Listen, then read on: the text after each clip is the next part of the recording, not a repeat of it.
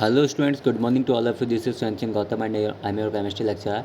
जैसे कि हम लोगों ने कल के लेक्चर में स्टार्ट किया था अपना next chapter histamine and anti histaminic agents को, तो आज हम बात करने वाले हैं आगे के इंडिविजुअल बचे हुए कंपाउंड्स की।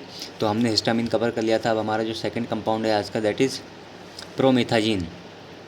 प्रोमेथाजीन क्या है, चलिए बात करते हैं इसके बारे में। Promethazine is a first generation antihistamine mean एक सेकेंड ओके।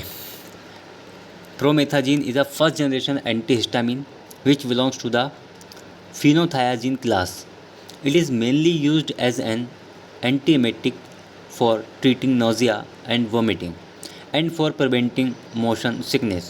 यानी कि प्रोमेथाजीन जो है वो एक first generation histamine antihistamine drug है जो कि फिनोथियाजीन क्लास से जो है वो बिलोंग करती है।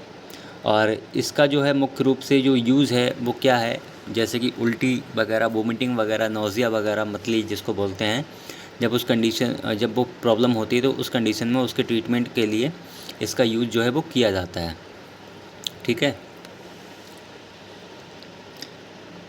मॉलिकुलर फार्मूला इसका C17H20N2S है। IUPAC नॉमेनक्लेचर इसका दे रखा है। प्रॉपर्टीज़ की अगर हम बात करें तो promethazine occurs as a white to faint yellow coloured crystalline powder. Promethazine जो है वो एक वाइट टू फेंट कलर का एक क्रिस्टलाइन येलो कलर का क्रिस्टलाइन पाउडर होता है। It is soluble in water and alcohol. ये वाटर एंड एल्कोहल में सोल्यूबल होता है। एंड हाई सोल्युबिलिटी जो इसकी होती है वो डाइल्यूट हाइड्रोजन क्लोराइड में होती है। यूजेस की अगर हम बात करें तो promethazine is used for treating allergic disorders and nausea and vomiting. ये जो है मेनली जो है एलर्जिक डिसऑर्डर, जैसे कि कोई भी एलर्जी वगैरह की प्रॉब्लम होती है हमारी बॉडी में, तो उस कंडीशन में इसको यूज़ करते हैं। नोजिया में यूज़ करते हैं, वॉमिटिंग में भी इसका यूज़ किया जाता है। It is used as an anti allergic in pruritus for motion sickness and sedation. यानी कि इसका जो यूज़ है वो दस्त विकार, जैसे कि जब मोशन सिकनेस हो जाता है, दस्त वगैरह हो जाते हैं, तो उस कंडीशन में इसका यूज़ किया जाता है। एंड बेहोश करने की जो क्रिया होती है उसमें भी इसका उपयोग जो है वो किया जाता है।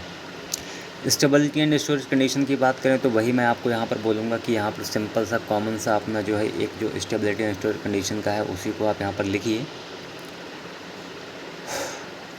यहाँ पर दोनों का जो स्टोरेज है वो अलग अलग दे रखा है क्योंकि ये सपोजिटरीज़ के रूप में भी आता है। ठीक है, तो कोई दिक्कत वाली बात नहीं। यहाँ पर आप एक ही स्टेबिलिटी एंड स्टोरेज कंडीशन लिखिए जो कॉमन है। ठीक है।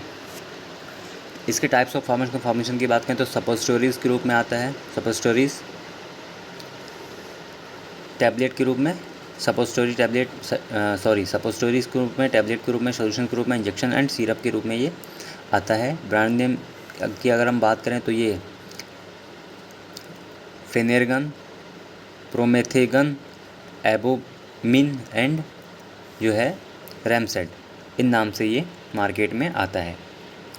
नेक्स्ट जो हमारा इंडिविजुअल कंपाउंड है दैट इज़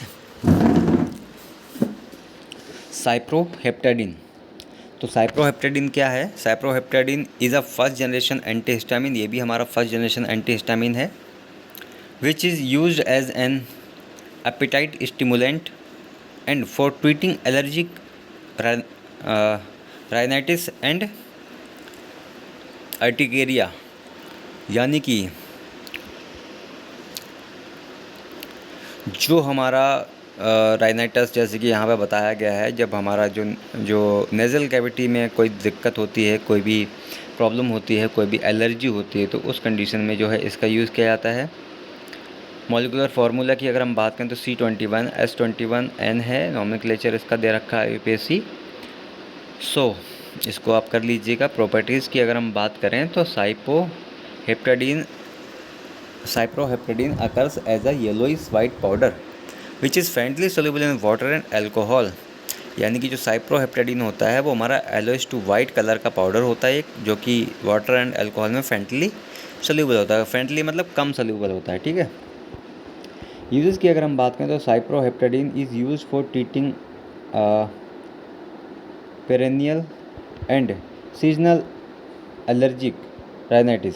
यानी कि जो हमारी मौसमी जो एलर्जिक होती हैं, जो हमारा नासिका प्रदाह जिसको हम बोलते हैं, नेजल कैविटी में कोई प्रॉब्लम होती है, एलर्जी होती है, या फिर वैसोमोटर राइनाइटिस है हमारा, है ना। वैसोमोटर राइनाइटिस मतलब जो हमारी रक्त नलिकाएं होती हैं, तो उसमें अगर कोई एलर्जी वगैरह होती है, तो कुल मिलाकर के किसी भी कंडीशन में हमारी बॉडी में कोई भी एलर्जी होती है, तो उस कंडीशन में जो है, जैसे कि स्किन एलर्जी हो गई या जो भी चीज़ें हैं, तो उस कंडीशन में जो है इस ड्रग का यूज़ मेनली किया जाता है। स्टेबिलिटी एंड स्टोरेज कंडीशन की अगर हम बात करें तो cyproheptadine is stable in light and at room temperature. It should be stored in well container below 40 degree centigrade. इसको आप कोई बात नहीं वैसे भी लिख सकते हो, कॉमन वाला, कोई दिक्कत वाली बात नहीं है, कॉमन सब में चल जाएगा।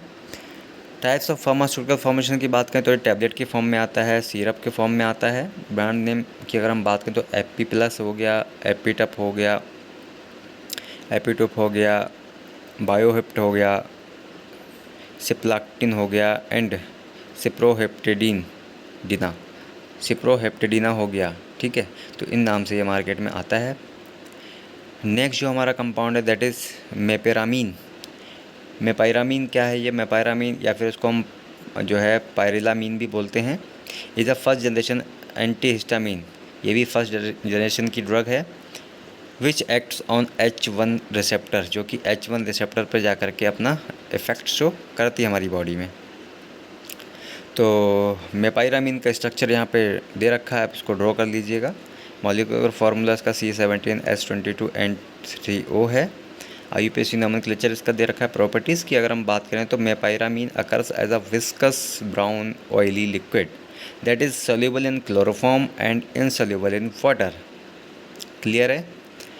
Okay. Mepyramine is used for treating allergies and pruritic skin disorders and symptomatic relief of hyper sensitive reaction, ठीक है। यानी कि जो हाइपर सेंसिटिव रिएक्शंस होते हैं उसकी जो रिलीफ के लिए, उसके सिम्प्टोमेटिक रिलीफ के लिए जो है इसका यूज़ किया जाता है। एंड एलर्जीज से रिलेटेड, चाहे वो स्किन डिसऑर्डर हो, किसी भी तरीके की एलर्जी हो सकती है हमारी बॉडी में, तो कुल मिलाकर के लास्ट जो हमारी ड्रग थी सेम लगभग उसी की तरह ये काम करता है एलर्जीज़ में। स्टेबिलिटी एंड स्टोरेज कंडीशन की बात करें तो mepyramine is light sensitive and stable in air, ठीक है। तो इसको आप लिख सकते हो सेम, आप यहाँ पर कॉमन लिख सकते हो, ज़्यादा अगर गुमराह होने की ज़रूरत नहीं है तो, ठीक है।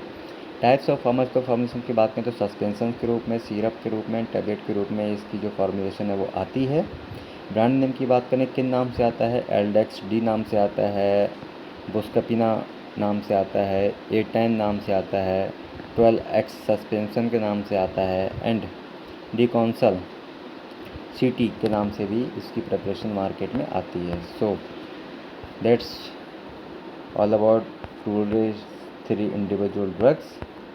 बाकी हमारी जो बाकी की ड्रग्स हैं उनको हम नेक्स्ट लेक्चर में कवर करेंगे। हमारी जो है 3 ड्रग्स बची हुई हैं, इनको हम कल के लेक्चर में कवर कर देंगे। तो हमारा एंटीहिस्टामिन जो एजेंट्स है वो फिनिश हो जाएंगे। तो आप स्टडी करते रहिए, नोट्स बनाते रहिए, कहीं पर कोई प्रॉब्लम आती है तो आप इंडिविजुअली मेरे से पूछ सकते हैं। So thank you so much, take care, bye bye.